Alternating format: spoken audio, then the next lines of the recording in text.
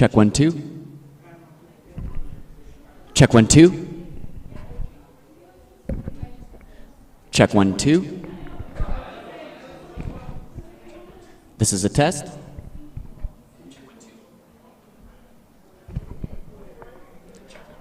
How do I look here?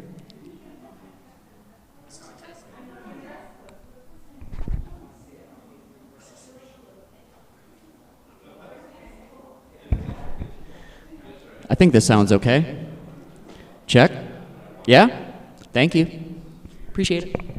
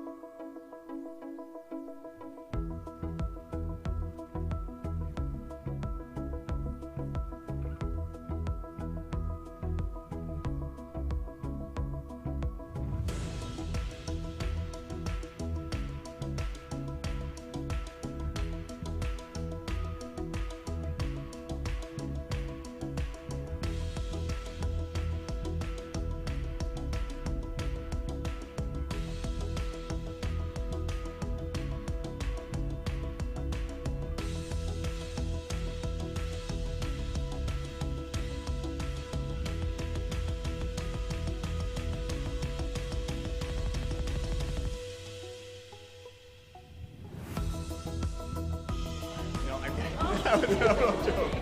That was a joke. So, hello. So I think this would be fine. Yeah, I agree. Yeah, it's gonna work just fine. That's within. Does that sound good, Steve? You think that's okay? Or do we need to lean in a little bit? I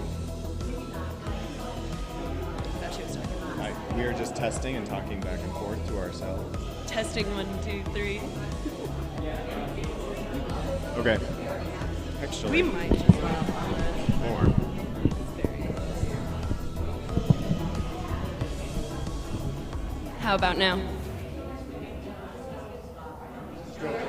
Do we just want to? Should probably just hold it. I think that'll make it easier to like you got two things going.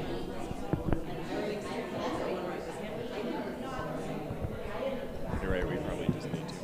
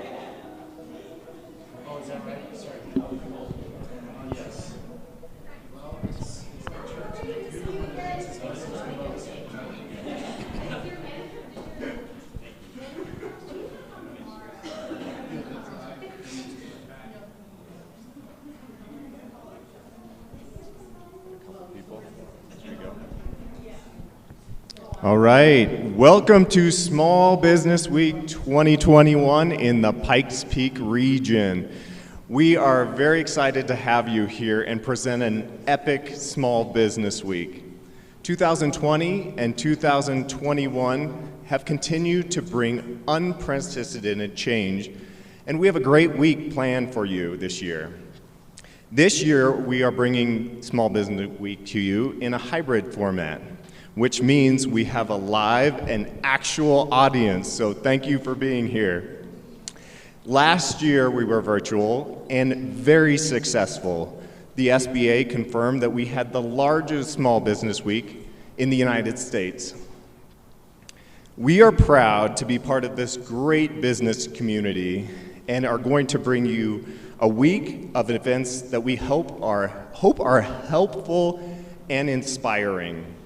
Thank you to our presenting sponsor, U.S. Bank, our corporate sponsors, Colorado Springs EDC and Chamber, Colorado Springs, the City of, El Paso County, Kaiser Permanente. Our live stream is brought to us by WireNut Home Services, and our media sponsors include Colorado Springs Business Journal, the Indy, and KRDO Network.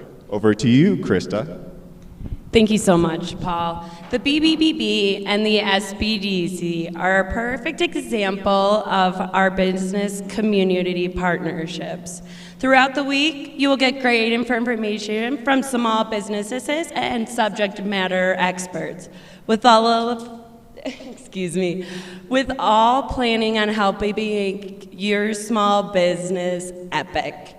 We have 2 more days of our workshops, and we will finish up the week with a small business award celebration. Sorry, that is like right in my ears, throwing me off quite a bit. But today we are here to talk about how business is undergoing an epic evolution. So let's get going with what you can expect from the panel today. For businesses, 2021 will be a year of reinvention. Major economic shifts have changed how we work, change how our communities are, and push businesses in a new direction. As we continue to adapt to a COVID-shaped world, this change will continue to reshape our economy and how business is conducted. I'm sorry, thank you.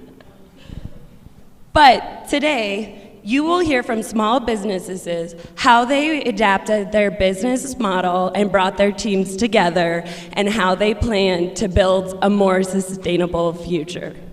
Thank you.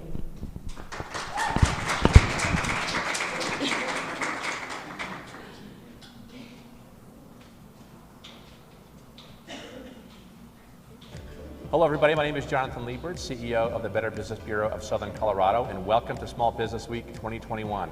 This is the largest small business week in the nation, and we are so excited about that, and that's in thanks because of all of you. The theme this year is epic. We have epic small businesses in our community, and we are going to have an epic week.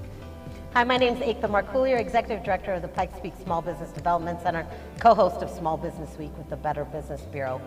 Thank you for joining us again. We'd like to thank our sponsors. Presenting sponsor, U.S. Bank, and our live stream sponsor, WireNut Home Services.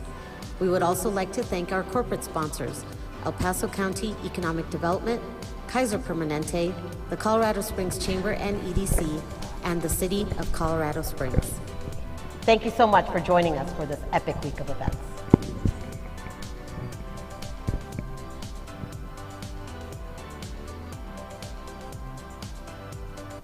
Welcome to Small Business Week 2021. I'm Jim Harris, U.S. Bank's Colorado Springs Market President and Commercial Team Leader for the Mountain States.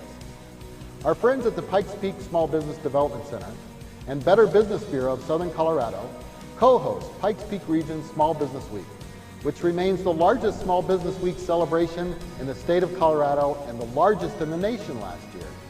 U.S. Bank has been the presenting sponsor of Small Business Week for a decade, and we're proud to return again this year. The pandemic continues to be tough on many small businesses and entrepreneurs. So along with our fellow sponsors, we are bringing you the entire week of in-person and virtual events to you free of charge. We encourage you to join us for optimizing the value of your business and planning for the future. Learn from U.S. Bank experts on what drives the value of your business. Now we invite you to enjoy the free daily workshops and award celebration, all supporting and honoring the best of best small businesses in Southern Colorado.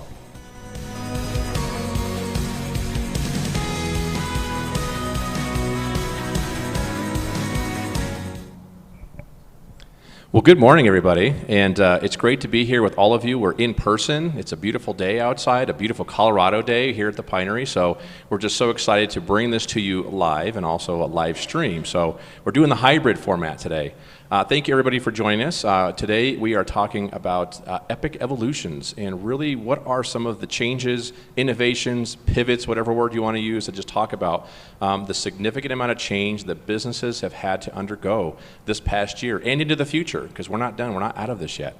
And so we're just excited to have this panel today, and I'm very, very excited to be joined by Ms. Nina Lee, who is our keynote speaker today and is going to be talking about her business at 503 West. So Jonathan Liebert with the Better Business Bureau and one of the co-hosts, along with Ms. Aikta, who is our partner at the SBDC, and all of her staff just do a tremendous job. And so we're just so excited to bring this series to you today. But I'm going to turn it over to Nina here and start with just a couple of questions just for her. And so Nina, there's been a lot of things that you have been dealing with and handling this year, and specifically kind of being in the restaurant industry. I know there's been a lot of changes and a lot of things just out of your control that you just really could not kind of count on. And so if you wouldn't mind just kind of starting out and just telling us a little bit about just what was your 2020 like? I know there's a lot in there and there's a lot to unpack, but just kind of tell us about what some of the things you had to face and some of the ways that you innovated around those. Yeah, definitely. Thank you, Jonathan, BBB, and SBDC for having us here today. That is a huge question to unpack. So I'll start with kind of maybe my background that will lead to how we were able to adjust and adapt to some of the challenges that we faced last year. So the restaurant industry has been in my blood for a very long time. Since I was a kid, I remember one summer my parents telling us that they quit their tech jobs to go and start a restaurant. They bought a restaurant and bar called the Dutch Mill Tavern. And 18 years later, my husband and I now own 503 West. And the reason why we call it 503 West is because it was the address, 503 West Colorado Avenue. But it was also the location of my parents' restaurant and bar, the Dutch Mill Tavern. So full circle. And when we were going through that, you know, we had to think about how we were going to reinvent ourselves. We didn't want to, you know, open up a business that already had existing things in place. We wanted to take our experiences and what we learned from our travels in college and in careers and curate an environment that was the restaurant and bar that we own now. So when I look back at how we were able to manage and navigate some of the challenges and weather the proverbial storm, three things come to mind: adaptability, operational focus, and people. And so what adaptability means in the restaurant industry, well, first of all, it's fundamental. We're so always on the fly trying to figure out how we're gonna put out these little fires every single day. And when we were told on March 17th, 2020, that our dine-in experience was no longer available, that we now had to recreate the wheel of bringing in revenue, we had to think quickly. We had to then shift our operational focus into survivor mode. And what that looked like was we had to now think of, instead of the dine-in experience for the customers, we had to think about the off-premise experience for what dine-in looked like, or I'm sorry, what off-premise looked like. We had to change things from how our food traveled, how creative we got with our menus. When we were able to do takeout for alcohol, my bar manager, my brother-in-law, he quickly shifted into changing our real estate in our restaurant and creating space for batching, bottling, labeling to generate revenue. I mean, one of the first things that we thought of was, how are we going to survive, and what did that look like? And we started to see that, you know, through the understanding of being able to adapt to these challenges, being able to adjust our operational focus, and keeping our people in mind, we were able to kind of pivot through some of those challenges. No, and I know a lot in 2020, and I did not know the story of going back to, that was your parents' restaurant, so that was another added element to that. And again, 503 West is just, you know, a phenomenal place. I have to say, going there to eat and then having the great cocktails, it really is fantastic. And it sounds like you had a lot of help from just family members, and so I know that that's something that a lot of small businesses really had to make sure that they were, one, taking care of their employees, but sometimes those employees were family. And so when you really kind of think about that, I mean, how important important was it for everyone in your family to kind of pull together to kind of get this done? Was it easier in some cases or more difficult, do you think, because you had family involved with a lot of it? I think at that point it was just survival mode. You know, we really had to just get rid of some of the old business model that wasn't working for us, right? I mean, we really had to reinvent that wheel, and you know, going into dealing with a global health pandemic, some of the pillars that were already in place were the idea of investing in people. And we had a great core staff that stuck with us through, you know, the turbulent storm that we faced. And looking back, I mean, I know that we wouldn't be where we are, and we wouldn't be, you know, killing it as far as numbers. And I don't mean to humble brag too much, but we've never seen numbers the way we have. And it's because we took the time in the beginning to invest in our people. And even if they are, you know, blood related or not, a lot of our core staff have been with us for years who became family. And so their livelihoods were definitely top of mind going through all of that. No, that's so important. And, you know, culture is just one of those things that a lot of people are talking about now, and it's always important. It always will be, but now more so than ever. And it's really good to see that there was a lot of people that were committed to, you know, the work that they were doing and to making sure that you know, the restaurant would survive. As you looked at kind of your digital strategy for the future, and even in 2020, would you say that you were already kind of there, you'd already arrived, or did you really kind of have to reinvent that as well? I know a lot of small business owners had to really kind of rethink the way they did everything online. How was it for your organization? Sure. I think, you know, in summary, what 2020 did was accelerated and hardened a lot of trends that were coming down the pipeline. And so, you know, technology and embracing new technology and was the forefront of how we were able to communicate with our consumers who were no longer in our dining rooms. So we hired a social media content manager, which we never had before. We had to figure out a way to let our community know that we were open and that we were here for you, and we were doing everything possible to try to stay in our community as much as possible. And you know, adapting to efficiencies. You know, our operational focus had to be about, you know, things like updating our phone lines. You know, what did one phone line during business hours look like? It was chaos. We had to adapt new, you know, multiple phone lines to adhere for that type of volume. You know, we also had to think about how delivery drivers were coming. You know, we never had delivery service pre-2020, and within a week we partnered up with 3 third-party delivery services. You know, the fees are still, you know, very, very expensive, but we had to, because when we adjusted our budget from what was traditional marketing, now it had to be more of a digital mobile experience. So all of those things kind of got adjusted, and we kind of had to bite the bullet in that sense, but it worked out for us. Yeah. And that's great to kind of hear that. I mean, again, just kind of pivot, innovate, try new things. And I think this next piece is kind of a 2-part question as it relates to this, is that, you know, as you're looking forward to the future and just kind of the change that 2020 brought, how much of, you know, what you just described now of, you know, doing the online delivery, of doing things with, you know, those services, how much of those are you going to keep? And so how much has this changed your business moving forward? And then the second part of the question is, how much of that type of thing do you think is going to change your industry moving forward? Absolutely. Like I said, I think, you know, what 2020 did was it really hardened all of those trends that were coming down, and that's part of us being able to adapt to a 21st century. You know, we need to be able to be mobile. We need to be able to communicate in ways where sometimes we're not able to do it in person. We need to broaden and expand that way, and I definitely don't think it's a trend. I think it's here to stay. I think there's still challenges that we face, and that it's still moving forward in that sense. And what was the second part of the question? Just how that it really, you know, it impacts your business moving forward. Will you keep a lot of the stuff that you have in place? Absolutely.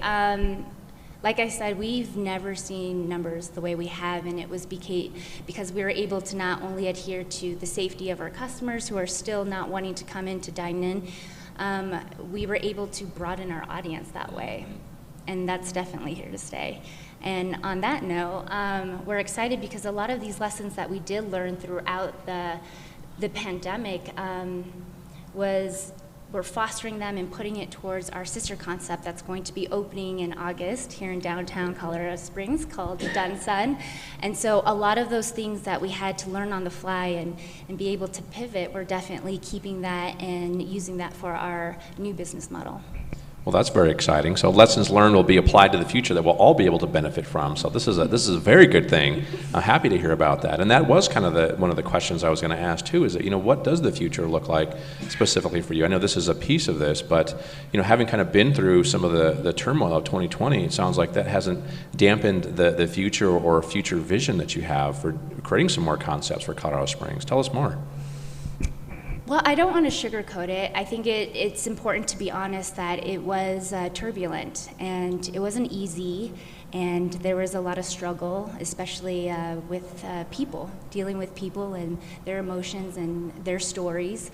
And I think that, moving forward, we have to keep people in mind. I think, restaurants will never be the same. I think there are certain things like fine dining that will improve, fast casual that will improve, drive-through that will improve. We learned a lot of efficiencies in how to adjust our operational focus, but it's only made us stronger. And I think this idea of community, especially in Colorado Springs, it's like a renaissance.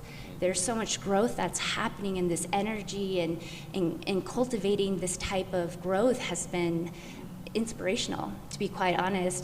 Even though there were very dark days last year, now you look around and you see the community really building together, and the partnerships that have been formed, I think, are here to stay for sure. No, I agree, and I think that's very encouraging just to hear that from a lot of different people, stakeholders in this room and in other places, just that folks had to work together in different ways. And now that those relationships are cemented, hopefully we'll continue to kind of do that moving forward. And I guess really as you see, the city coming together and we're trying to kind of pull out of this now, one of the things that I know is probably in a lot of people's minds is, workforce. We kind of keep hearing that, workforce is hard to find. It's hard to get those people. And I know from a restaurant perspective, there are some things there. How do you kind of see that working out in the future? Is this just a temporary thing? Is this because the industry has been fundamentally changed moving forward and work has been changed? Is it impacting you at all? How do you see that moving forward for just the industry as a whole, just finding good people to come work for you? I know you mentioned you have some really good people that are part of the family now, which is great for you, but what about for other folks? Is this a temporary issue or a long-term one, do you believe? I think it is going to be a temporary issue as long as we adjust. And I think we really unveiled kind of the loopholes and the weak structures that were in place of taking care of our workers. We've been getting a lot of bad press about, the toxic work environments, and that's not applicable to all restaurant industry. But there was a majority of them that didn't pay livable wages, that got away with the bare minimum, and the dollars going back to the big corporations and not taking care of those people.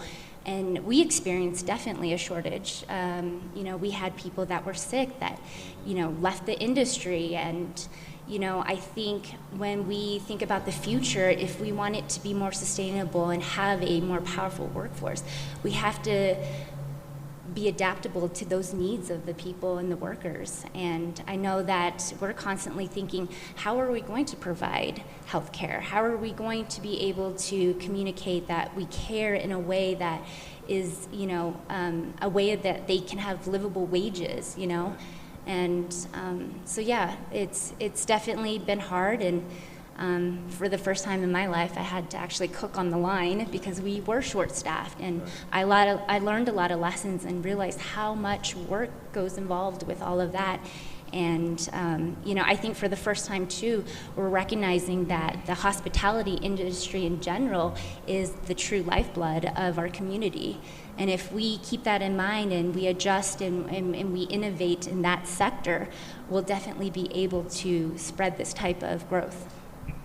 Now, you just gave a lot of different examples of just the constant evolution that businesses have faced, especially in the restaurant industry. I think that in terms of, other than probably healthcare maybe, restaurateurs had to really go through the whole gambit of different types of things and are still working on that. As we kind of wrap this session up, I guess my final question for you would just be, What are some words of wisdom you might have for other small businesses of just things to look out for, things to pay attention to in 2021 and beyond? What are those kind of key things that you really, for you and your business that you're paying attention to? What would you say to other small businesses that they need to make sure that they pay attention to in terms of the change and the constant evolution that's happening right now? It goes back to the 3 pillars that I mentioned earlier. You really have to be adaptable to the trends that are coming your way and the challenges that are coming your way. You really have to, at times, rethink that puzzle and the big picture by your operational focus. Especially in the restaurant industry, it's such tight margins. You're constantly thinking about how you're going to be able to make it work, and that always needs to be forefront, because when things such as a pandemic happens, in the darkest of days, you have to have that visual to help you piece things back together. And again, back to the people, you really have to think about how, in order to move mountains, you're not going to be able to do it yourself. You need a team to do it. Absolutely, it is about that team. Thank you very much, Nina, for joining us today, and thank you very much for what you do for Colorado Springs. Can we get a round of applause to Nina? Well, thank you so much. Thank you, Jonathan. Yeah, appreciate it. All right. You. Well, we're going to watch a couple more videos, and then we are going to have our panel up here, so just give us one moment, please. Thanks again, Nina. Thanks.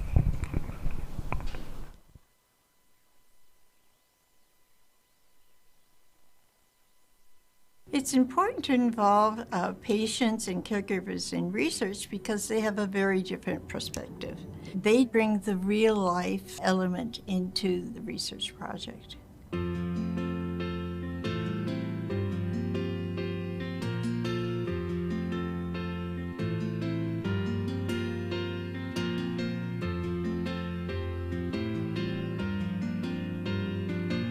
The research is called HomePal. It makes perfect sense to bring modern technology into the communications between doctor and patient. In my role as patient caregiver advisor, I come up with sort of out-of-the-box questions from my point of view as a patient and as a caregiver. And along with the other people on this team, we can make the research more relevant to the patients and caregivers. We can help avoid awkward mistakes made at different points along in the administration of the project. Caregivers and patients have a better idea of the time frame necessary to complete the data collection. They know the schedules of the patients and just practical, pragmatic suggestions that we make.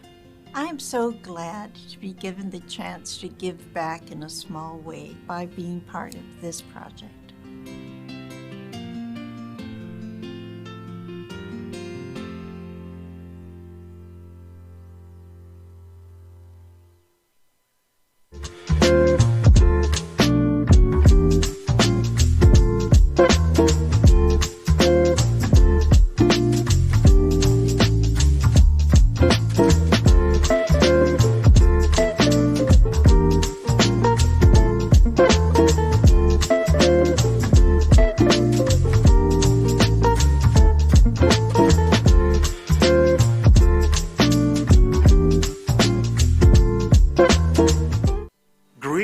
My name is Yemi Mobolade, and I'm part of the economic development team at the City of Colorado Springs, dedicated to a thriving economy and excellent quality of life. We know our small business community is critical to the city's success, and that's why we're proud to sponsor Small Business Week. I want to share our most important tool, which is cosopenforbiz.com. It's a step-by-step guide to successfully starting a business in our city. Please check it out. Have an epic Small Business Week. Welcome, everyone, as we celebrate Small Business Week in the Pikes Peak region. We're here at Hearth House, representing an industry that was hard hit by the pandemic. I'm thrilled to be here as Hearth House reopens in our northern region of Monument, Colorado. As a small business owner myself, I know how important small business is to Colorado. Small businesses are the backbone of our local economy, and COVID-19 has significantly impacted them. As we commemorate Small Business Week with local events, workshops, and our famous awards celebration, we recognize all our entrepreneurs and small business owners in El Paso and Teller County. They have endured economic disruption, yet remain resilient and ready to provide outstanding goods and services. Small businesses are vital to our community, and we must continue to support them during these unprecedented times. El Paso County is proud to be a regional leader for our community's recovery, response, and reopening. We have allocated millions of CARES Act funding dollars and plan to give more direct relief to our small businesses in the near future. We are host to the Pikes Peak Small Business Development Center, who has worked with thousands of businesses to navigate disaster relief, resources, grants, loans, and provided the strategic support needed for all of us to remain resilient. The Small Business Development Center, along with the Better Business Bureau, continues to support our small business community's needs, especially when they need it the most. I stand with small businesses, and you can too, by choosing to eat and shop at your favorite local and independently owned businesses, not just during Small Business Week, but all year long. Together as a team, consumers and businesses, we will not only survive coronavirus, but we will come out stronger and better. We'll see you soon at your favorite small business.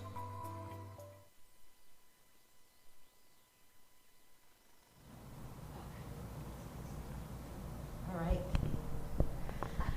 Thank you so much again for being here. My name's Ekta, Small Business Development Center. Good to see you all again. Panelists, if you wouldn't mind heading towards the stage. And while you walk up here, it's my privilege to introduce your moderator, Mackenzie Tomeo. Mackenzie is the owner of Mac Consulting Group, and she is, more importantly to me, our special programs manager at the Small Business Development Center. We contracted with her when we received some funds to run our COVID-19 program in 2020, and she is just such an amazing person and teammate and community and small business advocate that we're lucky to have her as our special programs manager as well, and is the perfect person with her retail and hospitality background to be a part of our panel as the moderator today. So Mackenzie. Thanks, everybody. This is so fun. Let me just get situated here. Thank you so much to the BBB and the SBDC for having all of us here. It's so fun to see friends in person, which is just delightful. Everybody, as we get more vaccinated and people feel more comfortable, it's a beautiful day for us to sit and learn about some of the evolution that's happened. Before we get into introductions of this awesome panel, I wanted to read something that I think is super important. Because I was talking to Becca, and we were saying that behind businesses are people, and that's the most important thing, are people. And so before we get into intros, I want to read this from Steve Mataboli, who is a famous business entrepreneur, but also a behavior therapist, which the marriage of those two things is great. So look around you, everything changes. Everything on this earth is in a continuous state of evolving, refining, improving, adapting, enhancing, and changing. You are not put on this earth to remain stagnant. So we'll just kind of go down the line as we introduce ourselves, but I'd love to know from each of the panelists how you personally, apart from your community partnerships, apart from your business, how you evolved, refined, improved, adapted, enhanced, or changed during this last year before we kind of get into the questions. So Becca, why don't we start with you? This is Becca Siegfert. Really excited to have you here today. Your creativity is fantastic. We're so grateful that you are part of this community and everything that you have done. So tell us a little bit about who you are, your organization, and then answer that question for me if you could. I'd be glad to. Hi, everyone. I'm Becca Sickbert with the Manitou Springs Creative District. And I have a dual role right now in Manitou Springs. I'm hoping to manage our economic recovery and also directing the creative district. So there's so much going on. And, I have to say there were many surprises. It was a new job for me. I started during the pandemic in the middle of May. And part of it was learning a new community. I'm a West Sider. That's my proud home. But I am delighted to be able to serve Manitou Springs. And I think if there's one takeaway that I have from the pandemic as a whole, it's how powerful partnerships really are and will continue to be. So everything that I see was just the shock, the surprise at how connected this community is and how much we value partnership across the regions. It doesn't matter where you live, your neighborhood, what you do, that we are willing to help each other and collaborate. And I was blown away and just thrilled to see that happen. Wonderful. Ellen? Hi, everyone. I'm Ellen Kleinmaus. I am Regional Director for Primary Care and Pediatrics with Kaiser Permanente here in Colorado. For those of you that don't know Kaiser Permanente, we provide both health insurance and we are a care delivery system to about 600,000 members in the state, and 60,000 of which live in the southern Colorado region. So I'm excited to be here today to learn as well as talk about the ways in which that Kaiser Permanente is supporting and will continue to support small employer groups, those of whom do make up what we call our membership base. And so for your question about what maybe I learned or a takeaway out of the last year, and I think one of the things that I personally learned of myself, but also in thinking about and reflecting on our teams, are just how resilient people really truly are. And it was great to hear Nina talk about the success story that 503W has had and partnering with a new kind of sister concept. And so we similarly have had a lot of great success throughout the year, although it certainly has been a challenge. But I think it really proved to us all that we can go above and beyond when we need to in serving our communities. And so again, just I'm excited to be here today to learn from those on the panel, as well as to help share any resources that Kaiser Permanente can provide to our community. Thanks, Ellen. Doug? Good morning, everybody. I'm Doug Price, President and CEO of Visit Colorado Springs. I think last year's lesson and into this year continues to be the minute you think you have it figured out,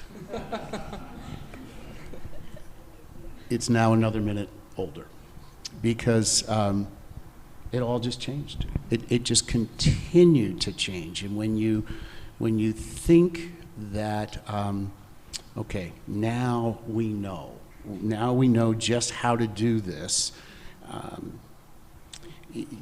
And I think the other thing that I would just say, and we'll touch on it a little bit later too, is the power of a vaccination.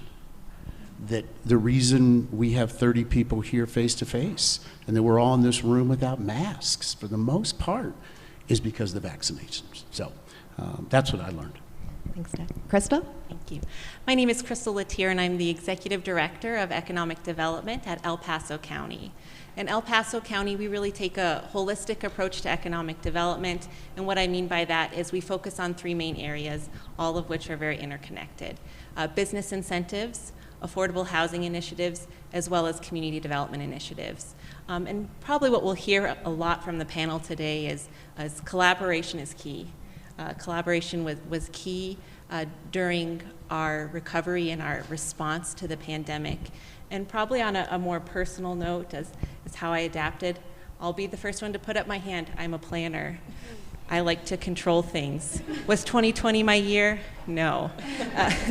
But boy, did I learn about the importance of adaptability and resiliency, and probably most importantly, grace, and how important that is navigating this all with two young children. What was I modeling to them? How was I helping them through it?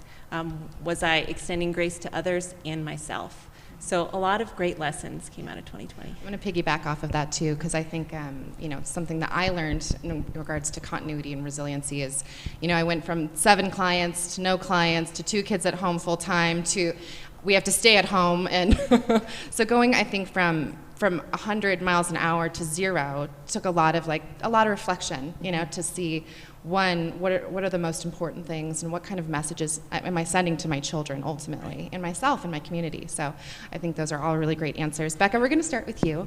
Manitou Springs is no stranger to disasters, and to floods, fires, all sorts of things. And that directly affects tourism. I mean, it has pretty consistently. So talk to us a little bit how Manitou Springs changed, pivoted, I just hate using the word pivoted, but I did, pivoted to really speak to not just tourism, but also your community. How did you approach that? Right, oh goodness.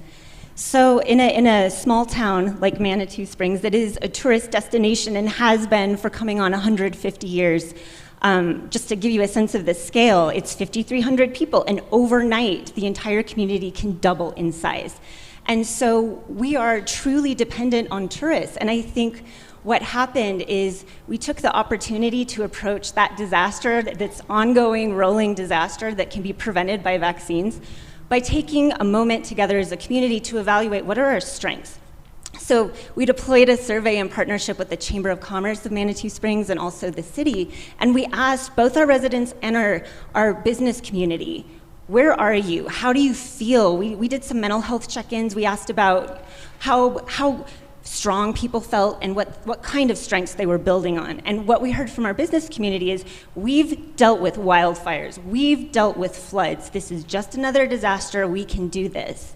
What they were concerned about was the availability of the vaccine, and really looking at some of their weaknesses. And I feel like, as important as it is to build on strengths, in a moment like this, when you have nothing but time to reflect, you can also take a look at those opportunities for growth, which some people might call weaknesses, but we were really honest with ourselves as a business community. So the needs that arose were help with digital marketing, because Manitou Springs has not had to do a lot of online marketing.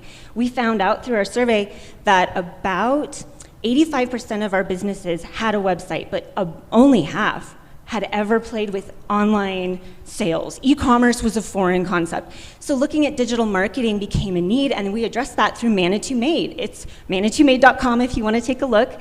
So we were pleased to get some grant funding from the CARES Act program through El Paso County. We explored partnership in an all new way. And it's so funny because the ultimate goal wasn't so much about online sales. It was about trying something new together and really taking on digital marketing. Learning how to do product photography was a foreign concept to some folks. We even had some participants who had never used a spreadsheet. And I think that speaks to what happens when your customer base is a specific kind of customer, and maybe your marketing mix is a specific entity. If it's just foot traffic because tourism is something that you know and understand, then why branch out if it's working? And so the pandemic was an opportunity for Manitou Springs to take a look at how to diversify by looking at our near neighbors. How can we have more staycations with Colorado Springs, with Woodland Park, and reach out to people right next door? So it was partly partnership and interesting collaborations. For example, with Manitou Made, we had a bread maker who partnered up with a retail gallery owner who happened to sell cheese, and a local breadboard maker. So suddenly people could stop by, buy their art, get a bread basket, cheese, and a cutting board to serve it on. And we had never expected a collaboration like that, but it left us stronger and more connected than we would have been otherwise. I love that story. You hear stories like that over and over. So kind of piggybacking on tourism, I'm gonna go to Doug. So 2020 sort of decimated tourism in a lot of ways. And now we're talking a lot about responsible tourism as we kind of enter into 2021 and beyond. Talk to us a little bit about what you found, best practices, what you learned, stories that were meaningful, and what we need to know moving forward. Well, I think that just to check the box one more time to anybody who's listening out there, don't wait, vaccinate. It is what is changing all of us to be able to support tourism and be able to do things that make it what it used to be. It's not going to all go back to be the same way, but there is something magic that even happened here in this room this morning, just having a cup of coffee and a glass of water with people, socially distanced, but still being able to see one another and see somebody's eyes. So I think that's really important. The other thing, I guess, as it relates to tourism in general, is that, when the last time we counted and did some research of the number of visitors that came to the Pikes Peak region, which is El Paso, Teller, and Fremont counties, was 2019. And that number was 23 million people. 23 million people. So when Becca says that Manitou can go double in size overnight, she's not kidding. And now this summer, with the COG back, the new Summit House, you're going to have nights where you just triple, that things just continue to evolve. I think that what I would want people to understand, not only about best practices, but just thinking in general about tourism, as we celebrate our 150th birthday this summer. When you build a city that people want to visit, you build a city where people want to live. And when you build a city where people want to live, you build a place where people have to work. And when people have to work, that's where businesses need to be. And so for us here in the epic Pikes Peak region, we are absolutely not only seeing this renaissance that Nita talked about earlier, but that our assets, which are phenomenal and helped us so much in 2020, are multiplying again with new things to come here and see and do. And so what I would want people to think about is what tourism really means. At times it's invisible. At times you only notice when the visitors are not here. Okay, we've certainly seen that in places.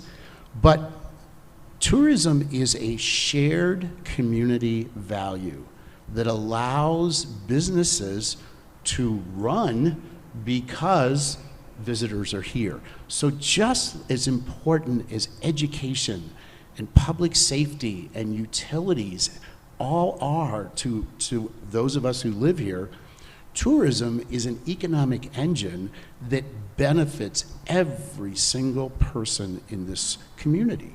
And so we try to take pride in saying that General Palmer had a vision of what tourism would mean. And I think all you have to do is take a look at UCCS at the new William J. Hibble Sports and Performance Center and realize how wellness tourism is how we were founded, and today it continues to grow. And so people that came to Manitou to check those springs out, that spring water that was prescribed to people, is still going to be an important part of our future. And it starts with a visit.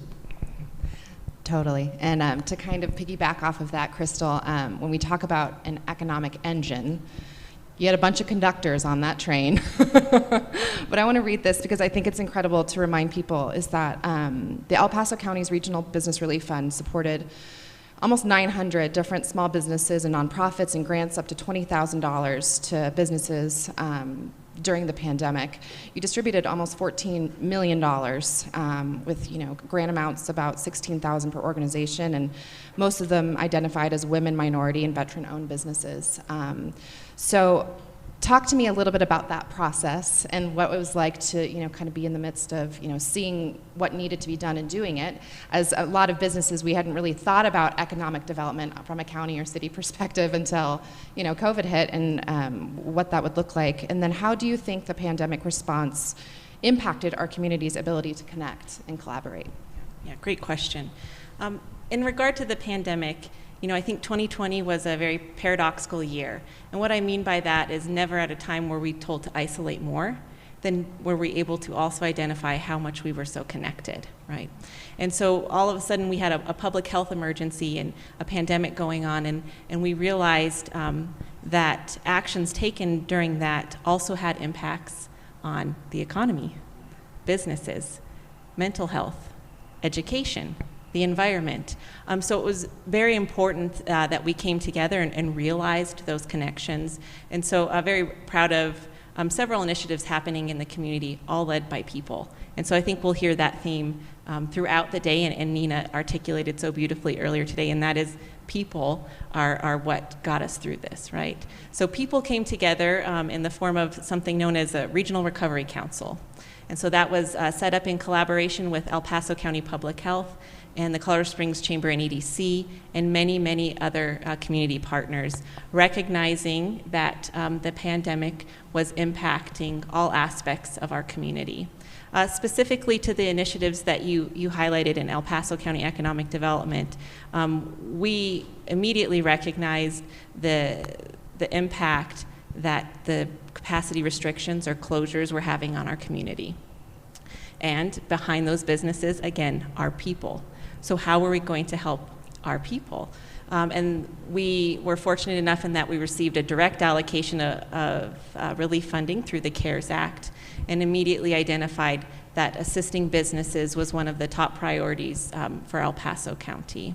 And so the way that we went about that was a little bit unique, different than what you saw in other parts of the country.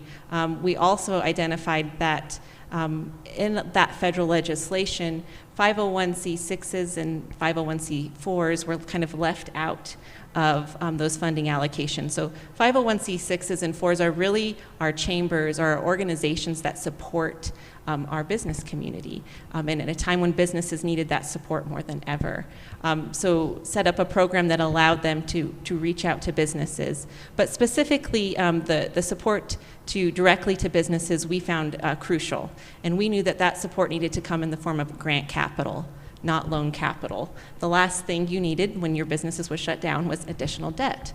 And so we identified that capital and grant capital was of dire importance to our region. And it was unique in that we not only stood up for for-profit businesses, but also for nonprofit businesses. And why that is important, and I'm sure all in this room know this, the nonprofit is a huge economic development driver, an employer in our region, specifically El Paso County.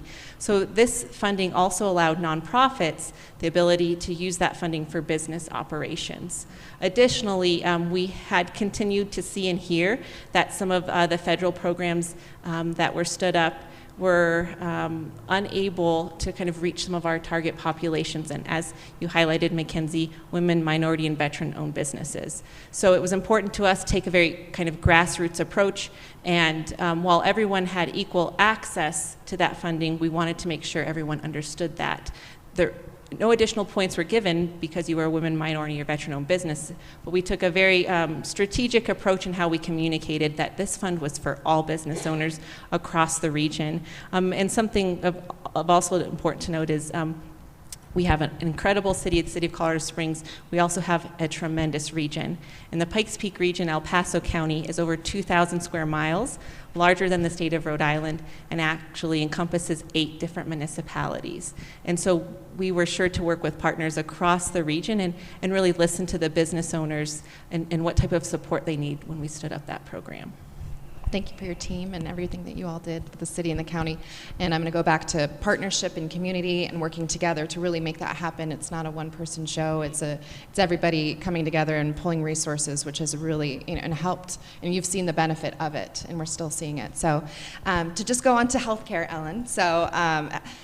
I mean, this is a whole thing. I mean, we could ask lots of questions here, but I do just kind of want to get a kind of a broad scope of, healthcare continues to evolve at this point, right? And continues to. It's ever changing. It feels like, as the vaccinations roll through, when we look back a year ago, the hope for all of those types of things were still there. So how do you see this changing the industry in the future? How do you see healthcare changing? Sure, great question.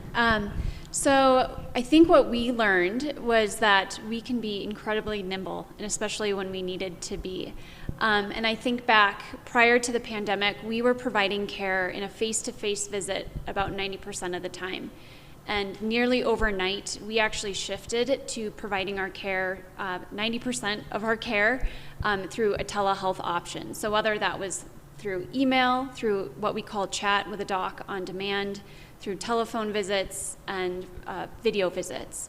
And a lot of that infrastructure we had available to us. We were very lucky in Kaiser Permanente that we were kind of on the forefront of many of those modalities of care early on, pre-pandemic. But what the pandemic did for us was really accelerated that. And that we really didn't have another option in providing safe care to patients who needed to be seen, and especially when we didn't quite know the modes of transmission of how COVID-19 was transmitted from person to person. And so that is the takeaway. You know, that took some time for our own providers to be comfortable in using those modes of care, but also our patients. And so as we emerge out of the pandemic, I think what we're going to be looking at is really best understanding how do we bring that forward and carry it forward.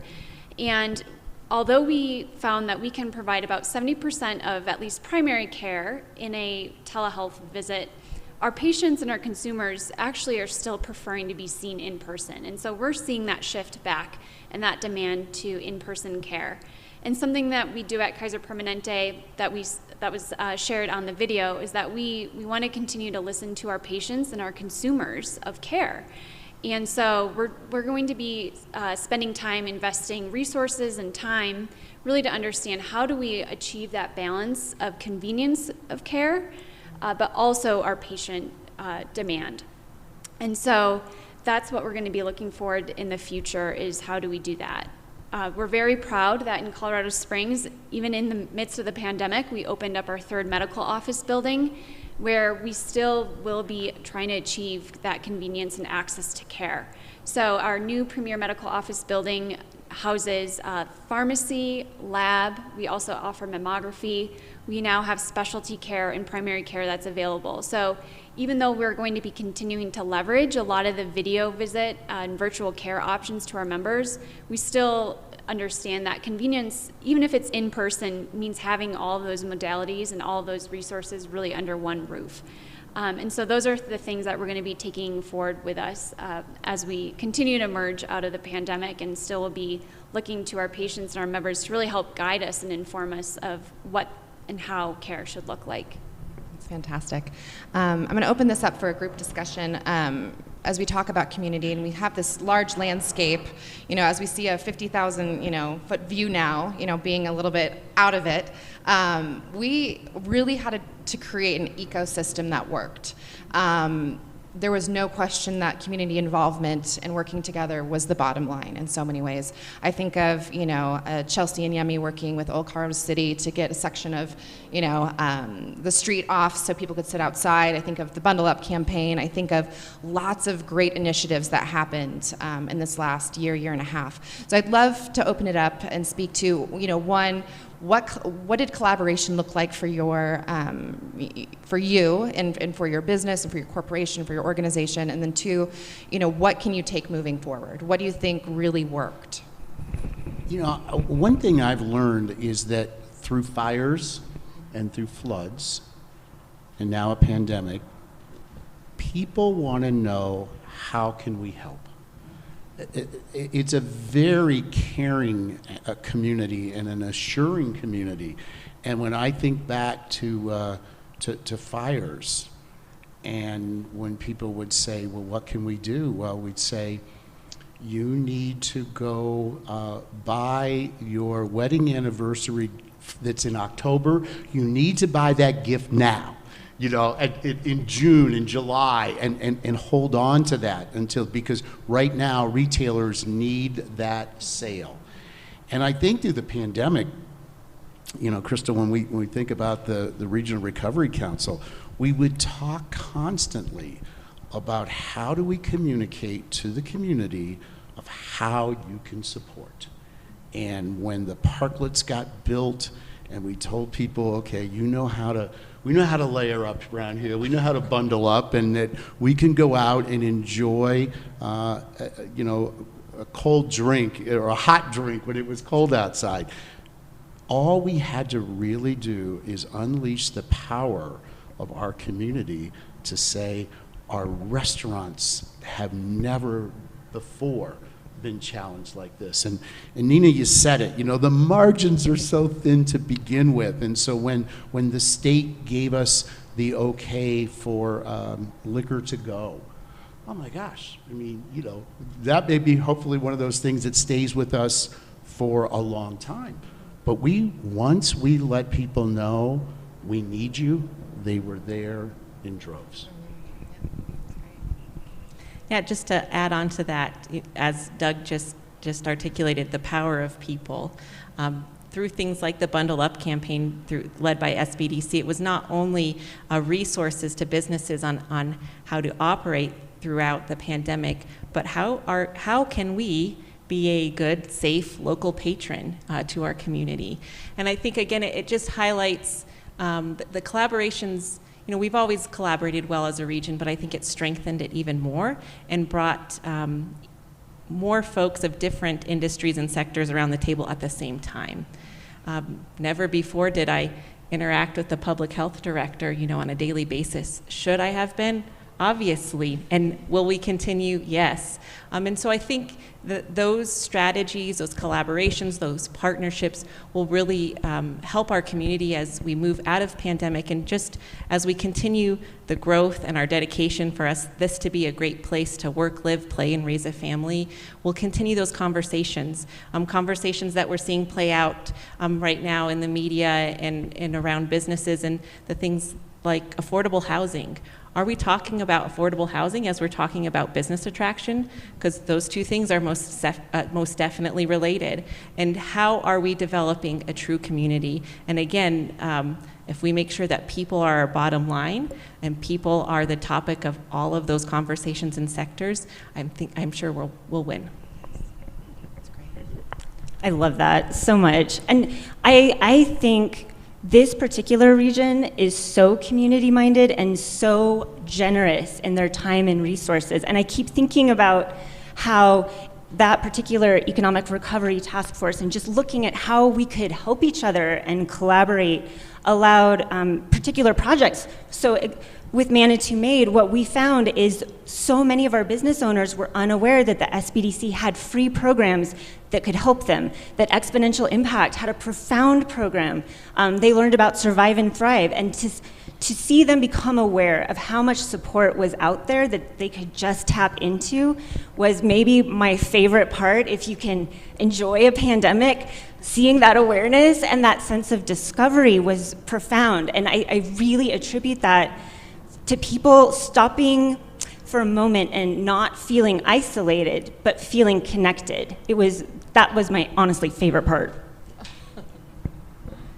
And I think for us in healthcare, the collaboration between what I consider traditional healthcare systems, such as our own, and then the public health sector, I really think and I hope that continues and is carried forward. So the vaccine rollout, which we've heard of many times this morning already, is just case in point of that. That is something in which, that came out and was rolled out really by the state, and Kaiser Permanente, we were excited to come alongside to be able to really truly serve our entire community, not just our own members and our own patients, but really anyone who wanted a vaccine could come to our site, and they can still come to our sites to get that care. And so that is something that I'm really excited and hopeful that we'll continue to see that collaborated effort between, again, the traditional healthcare system and the public healthcare system. All great responses. I'm going to go to Doug because I know he's going to have a great answer to this. So as we talk about things that are here to stay, so hybrid meetings, we've done 1 million Zoom meetings. I've had 1 million Zoom backgrounds. So as we talk about kind of the landscape that we created as individuals relating to one another. I was talking to people today and said, it's so fun to see people because I can actually, as an empath, I can feel the energy and I can get excited to see and hug and all those types of things. How do we take care of ourselves as a business community, as community partners, knowing that a lot of these hybrid things might stay? How do we kind of get back to seeing people in person, and why is that important? Think they should get a vaccine? I would say that hybrid meetings will be with us for the foreseeable future. I'm going to say at least through 2022. And there will be some hybrid meetings that may just continue to have a life of their own. But the power of face-to-face meetings is undeniable.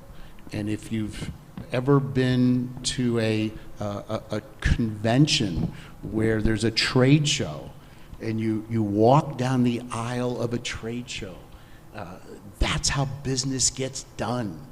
And we completely missed the Space Symposium last year, and it's going to come back this year in the end of August. And that's a citywide convention that helps all of us in this room. Space this year is going to be a hybrid because they have about 16 countries that get represented, and those countries won't be able to be here quite yet. But they're hoping that by April of 22, when space comes back again, that they'll be able to do that. And whether it'll be hybrid in 6 months from now, who knows? But I think that boardrooms and over cups of coffee and over dinners at 503 West and everywhere else, that's where things happen. That's where relationships get built. It's difficult in a hybrid virtual environment to build trust, and we get things done, we check the boxes, and yeah, they served a purpose, but I hope they go away. Does anybody else want to speak to the kind of hybrid? Yes. And Doug did a great job of articulating all of that. And I think another component that will likely come up in future questions or conversations around in-person meetings is the impact on mental health, and how much mental health is impacted by healthy social interactions. And so I think that's another component where, working in business incentives, we didn't talk a lot about mental health before. And I hope those conversations continue on and probably relate to the hybrid and in-person approaches as well. Absolutely. Any thoughts on that? I was just going to say, I think on the flip side, when I think about my own counterparts and colleagues, and as I mentioned, Kaiser Permanente, we have clinics throughout the state of Colorado, and so those in-person meetings, while I do believe, and I'm energized to be here today, in a sense that I haven't had that kind of feeling in over a year now, but I have to say that I think having some of that flexibility has really been something that our own employees and our staff have really appreciated. And so limiting the drives and trips to Denver, for example, have really been impactful, and they've also, I think, lent itself to some greater productivity in which I'm not sitting in traffic for up to 2.5 hours of my day. I can be still available for other needs as they come up. And so I think that's something that we will also continue to see, is that, when, again, similar to care, and understanding what really is the right balance for our patients, but also what really is the right balance for staff and employees as well. And so, again, I think there is some goodness that has come out of what we've been able to establish, and leveraging things like Microsoft Teams for Teams meetings and having a presence on a video. And so carrying those things forward, but really understanding there is a time and a place for in-person meetings as well. Absolutely. And I would have to echo that there's great value in having that digital delivery as an option, that flexibility and the ability to choose is something that our entire region just values in terms of how it wants to engage with our business community as a whole. So I do think that there are times when nothing substitutes a hug, a handshake, an in-person meeting. And it's great, especially when I think about our Colorado creative districts across the state, what our galleries and our venues, our performing artists have learned is that having those online audiences actually allows them to grow their audience and to connect outside of what they normally experience in person. So I do think that we'll see some of that continue, especially as an audience engagement tool and a business development tool, but I don't think that we can go one way or another at this point. I do think there is value in both, and to hold it in both hands equally and say, what works best and what, for my business, for myself, for my staff, how can we work together to make that happen. And thank you, Crystal, for bringing up the topic of mental health and businesses, doing things to support their staff coming back into the workplace, and isolation is a real thing, and the stigma around mental health has become, something that we've all talked about, not even a part of the business sphere, but as we enter back into the workforce is a huge part of, providing, productivity for our staff, for their families, for their kids, as everybody gets back to school and gets back to work. And Crystal, I'd love to hear more too about kind of the strategies that you have or your team has for economic development, as we're far from over. And so I think that sometimes it's great to look at the horizons and see that there's pockets of goodness, but there's still a lot of work to do. And so what does some of the strategies look like and topics look like that we all need to keep having conversations about? Yeah, perfect question.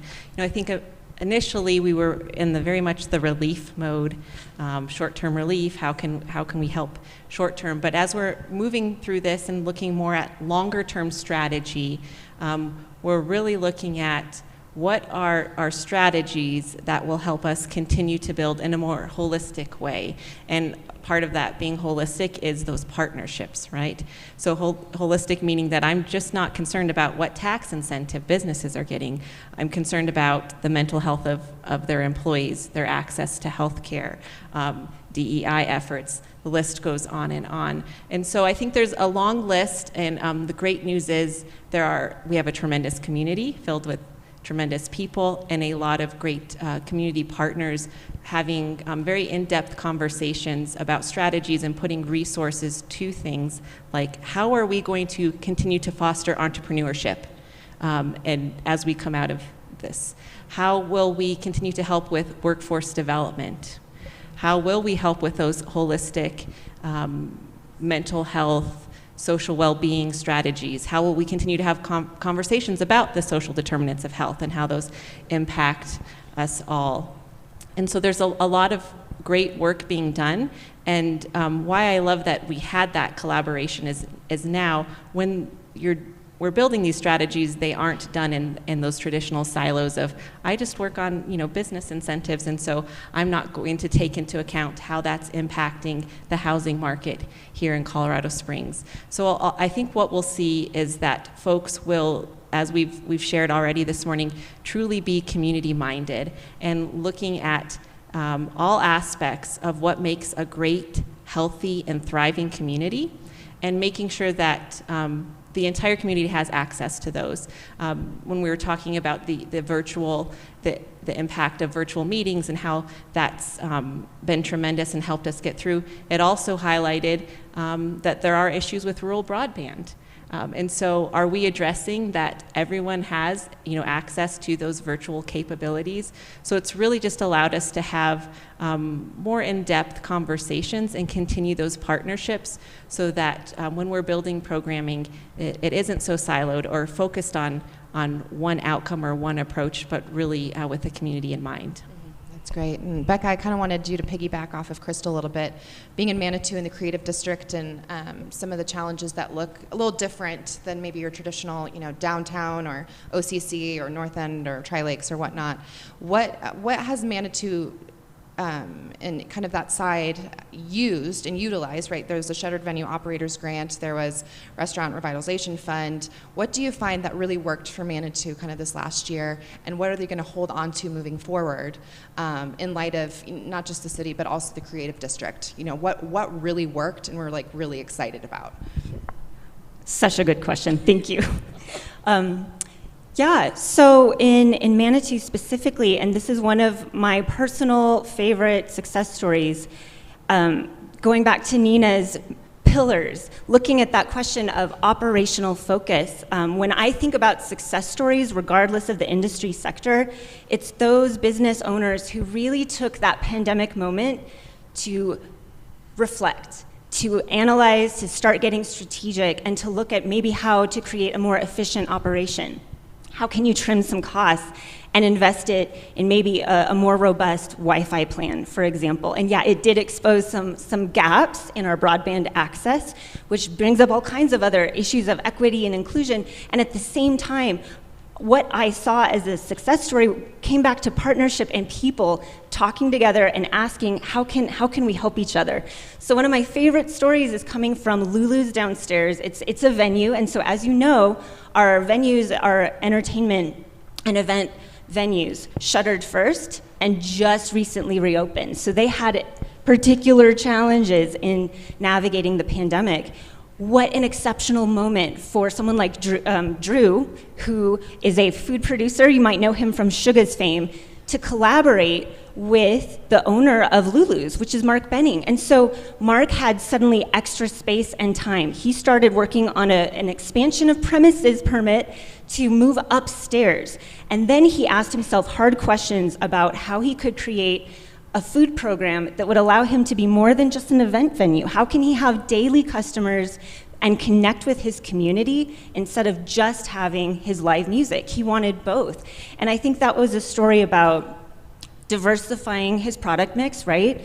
But also taking a hard look at how he could improve his margins and just stay more focused. So suddenly he had a kitchen. What do you do with a gigantic kitchen that has no food program? Well, he collaborated with Drew on Drew's pizzas. So now Lulu's upstairs has a patio and a pizza program.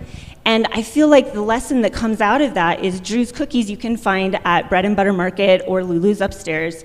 And when I think about it, it's that if the pandemic is going to hand you lemons, then maybe give someone space to open up the kitchen and turn those lemons into ricotta cookies with the best icing you've ever tried. Sounds delicious. I love that story. And that kind of leads me into kind of a group question is, we hear a lot of hard stories. We hear a lot of hard things that have happened. Businesses, that have had to close, break our hearts. People that have lost their jobs.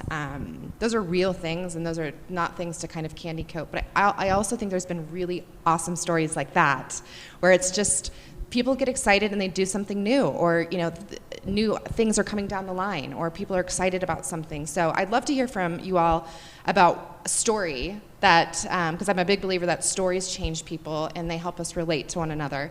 Tell us a story or something exciting that has happened this last year that was really cool, or like you'd love to share with us. So, anybody?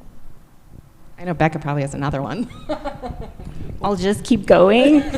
Well, one thing I would say that our community had happen was that the Olympic and Paralympic Museum opened very quietly on July 31st. There was no grand opening, there was a ribbon cutting, and under normal circumstances, we really would have had a chance to truly celebrate and invite the whole community down. So I think a success story has been that the Olympic and Paralympic Museum has opened. They have had a chance to have a longer soft opening than they would have otherwise wanted. But Tokyo is about to happen. And so they've always wanted Olympic Games to be able to celebrate and have people come. So one challenge I guess I would put out to our listeners that are, and those that are here today, is to look at this new jewel that is the centerpiece of the City for Champions projects and say to yourself, number one, have I been to the new Olympic and Paralympic Museum? Because it's amazing. They are doing, this summer is the summer of their Colorado grand opening. And they're doing all kinds of special events, and Father's Day is coming up in 2 weeks. And so for Father's Day, the Olympic Museum has said, dads get in free. So they're doing things to kind of throw the doors open as wide as they can. The pedestrian bridge is going to be about the coolest vantage point for selfies and pictures, and it's going to open here in about a week and a half. And so there is an example of something that you can go see.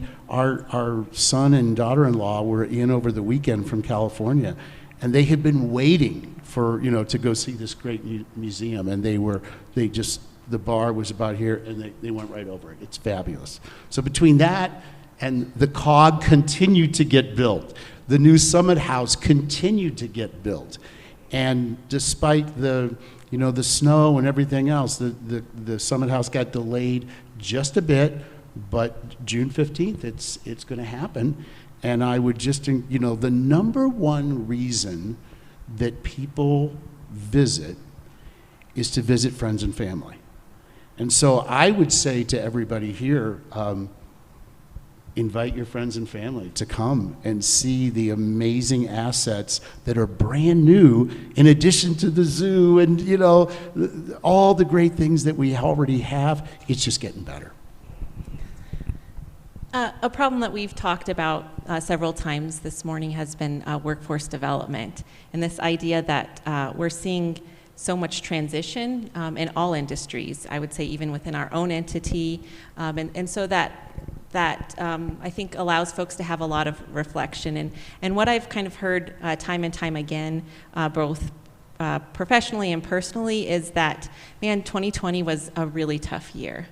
But it also allowed folks to take some time and think, what am I doing? Is this the job I want? Is this the life I want? And so I think kind of the good part about that, we're in this transition, we're in this flux. It feels like there's, you know, so many colleagues are making maybe different decisions, or organizations making slightly different decisions. But I think those decisions are being made out of the goodness of folks' hearts, out of personal and self-reflection on what's best for me and my family. And I think that's incredibly important, that we had that ability and that time, whether it be forced and very tough, to think about what is most important to me. And that being said, I think that we're a very resilient community, so much so that there's an initiative known as America's Competitiveness Exchange. It was something that was set to be hosted by El Paso County in May of 2020, wrong month, right? And that brings about 65 international dignitaries to tour our economic development ecosystem, learn about our partnerships, our ecosystems, and how we can hopefully share, learn, and make some international business partnerships out of those connections. And so that is now rescheduled for August of 2021, so here in just a few short months. And I'm most excited to highlight our ecosystem and those people in our ecosystems, right? And how we have an incredible story of resiliency, not just through COVID pandemic, but through fires and floods, and other challenges. And so I'm really excited to showcase what a great community we have and will continue to be. I love that. Oh, sorry. No, go. Thank you.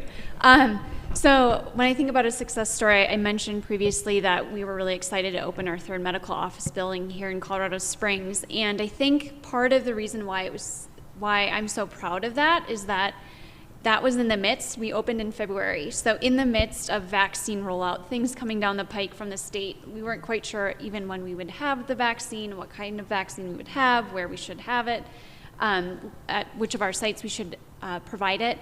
So, and just to back up, at least in our organization, the approval to open up a medical office building takes years, a couple of years to have the approval, and then to find the site, and then to actually start building on that site. And so, of course, we're excited when we had the approval back in 2019, and then when 2020 came, our senior leaders asked, well, what does this mean now that we have virtual care options? Are we doing the right thing by investing in an additional space, knowing that potentially so much of our care can actually be provided virtually?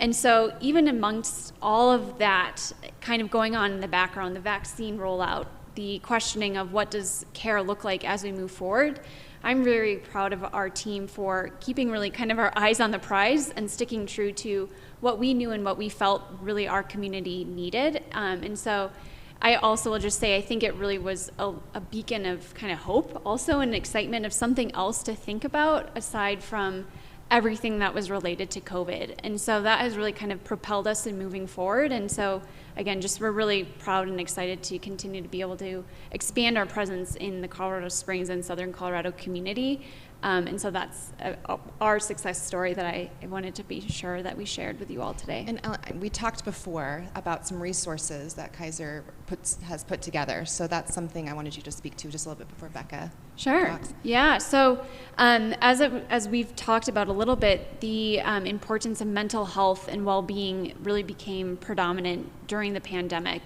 And certainly those things were at the forefront of Kaiser Permanente and what we offer. We have always felt that those things are very important. But what we have found is that about 75% of people have experienced some sort of burnout throughout the time of the pandemic. And 40% of those cited really COVID-19 as being that critical part of it. When we talked about what do meetings look like in the future, what does care look like in the future, actually our providers and our physician group are the ones who are really hoping that some element of virtual care stays, right? Because those are true caregivers day in and day out. And so the option for those people to do even a day or a half a day working from home is something that we've heard loud and clear from our provider group that they hope that can continue. So things like being able to see their kids off to school was something that maybe many of them weren't able to do in the past. And so very specifically for small employer groups and really for anyone who is interested, we will be posting a link to a page of resources that we have to support mental health and well-being on the Better Business Bureau website after this meeting today. And then the other thing just to mention, we do have a couple of apps that our own clinicians have reviewed and highly recommend on our website. So kp.org/self-care apps. You'll find 2 there. They are available at no cost for our own members, but they're also publicly available apps that we have. So things like meditation, things like self-care, to walk really people through what resources are available to them. And so again, we understand and we know, and what we have seen really is that the pandemic has really left a mark on mental health and well-being, but I think it's also brought to light those things are really important, and we want to be sure that we are supporting our small employer groups with the right tools. That's right. So as we wrap up, Becca, I want you to tell another story, just because you're such a great storyteller. I think we'd all agree. I don't know if it's a particular story. Okay. It's just listening to what you're saying about the importance of mental health and how that is such a thread. I think it's cool and it's profound to me that we can't sit up here and talk about economic health and recovery without also being very aware about our public health and recovery. And that public health piece is quality of life, it's mental health, it's all of those things that make people happy to work and play and just do business in the region. So yes, Doug, I have to say I am thrilled that the COG is reopened, and also that entire creative circuit that's 3 districts and 6 miles, right? We launched that during the pandemic. So now we've got Manitou Springs connected to Old Colorado City, connected to downtown Colorado Springs. Nowhere else in Colorado can you experience that much of public art and culture and all of our museums, those outdoor experiences that make our lives so worth living. So I guess to me it's about how interconnected we are, and that those 2 things, public and economic health, will continue to be as intertwined as we and our communities are as well.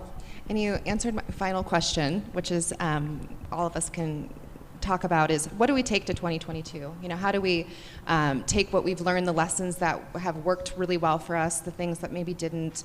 How did we adapt? How did we evolve? How did we ask proper questions to really hard things that we've seen? So talk to me as we kind of wrap up here. What should we take going into 2022? And any bit of advice for businesses or anything that you see down the pipeline that would be really helpful. What we've highlighted over and over again, collaboration is key. Those partnerships we're going to continue as we build long-term economic development strategies, informed by all of those other components of what makes a healthy, vibrant community. And just wanted to take one last moment to, as this is Small Business Week, thank our small business owners. I know it was an incredibly, incredibly tough year. As this is not me as an economic developer, this is me as a community member, a mother. I just want to say thank you. for your continued dedication and hard work to our community. And please know that we appreciate all you do. We're listening, and we're very excited about the future of actively continuing partnerships and working together. There's great hope for 2022. I mean, Southwest Airlines came in 2020.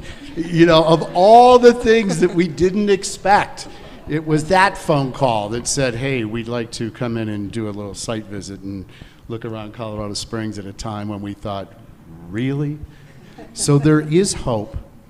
I guess my message for small business owners is that we have talked today about workforce development. We've talked about mental health. And each of you has this small business that is your treasure. And I would hope that as we evaluate our whole business model, we take a really hard look at our employees and say, how can we take even better care of our employees that make them say that this is where they're so proud to work here because of the way we treat them, and we want them to just, their success is our success. And I would just say that they're hard to find, but boy, if you get moms that are coming in there and homeschooling and all these things that are still out there as real life issues, we've got to be flexible to make sure that our workforce truly wants to be out there and representing you the way you want them to. That's great. Any last thoughts? I'll just say I think the takeaway that I hope that we all continue to bring forward is just being able to look back and think we can do really hard things and get through really hard things and even make lemonade out of lemons, And so I think recognizing that there's often opportunity even in some of the struggles. And so that's for me personally, but also for the teams that I oversee, is just being able to look back and think, we can work really collaboratively within our own organization, within our community, and we can do a lot of great things as a result of that. So that's the takeaway that I have for today, and I'm excited to see all the great things that Colorado Springs continues to offer. I would absolutely echo that, yes, change is hard, but we've proven already to ourselves that we can do it, and we'll continue to adapt, evolve, and flex with all of the challenges that we have.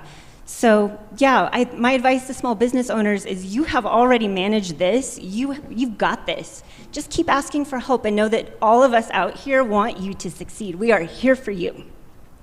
Thanks, Becca. Thank you to Ellen, Doug, and Crystal. Thank you so much for being here. Thank you for all your thoughtful work and collaboration, and it does not go unnoticed. So thank you for being here and taking time, and thanks to the SBDC and BBB for putting this on, and US Bank and all of our sponsors. We're so grateful. So big round of applause for these folks. They're fantastic. Well, thank you so much, everybody. That was, as expected, a fantastic discussion, and just what a great panel. Can we get another round of applause for them? They did a fantastic job. Thank you so much. And to you as well, Mackenzie, you did a phenomenal job with moderating all of this. So great conversation. I'm actually anxious to go watch it again, because there was some good sound bites and good nuggets. So thank you, everybody, for doing that. And again, it is one of those interesting years. And I was reflecting to Aikta. I was like, I had the opportunity. We have a new employee at BBB here, Tricia, who joined us a couple of months ago. This is like the first time we've met her in person. And it is just one of those things. It's just this strange kind of year of it's always evolving. And she's a wonderful employee. Happy to have her on the team. But it's just we didn't get to meet until like today, which is it's interesting. So we do have to pivot and change. So again, thank you for coming today for day 2. Aikta will tell you a little bit more what's happening this afternoon. But tomorrow, day 3, we are going to again intern for the first time yesterday, and he's been with us for a few months as well. And I was like, oh, nice to see you in person. It's really awesome that with like everything in 2020, how far we've come and the evolution we've had in our business. We have one more event today, actually. We really packed in the week. At 2 o'clock, U.S. Bank, our presenting sponsor, has another event today called Optimizing the Value of Your Business and Planning for the Future. It's going to be a really excellent event with some U.S. Bank representatives. We're really excited about that. And then one more bonus event tomorrow at 2 o'clock is Epic Minority Business. As you know, our minority businesses have always, had trouble with access of information and access to capital.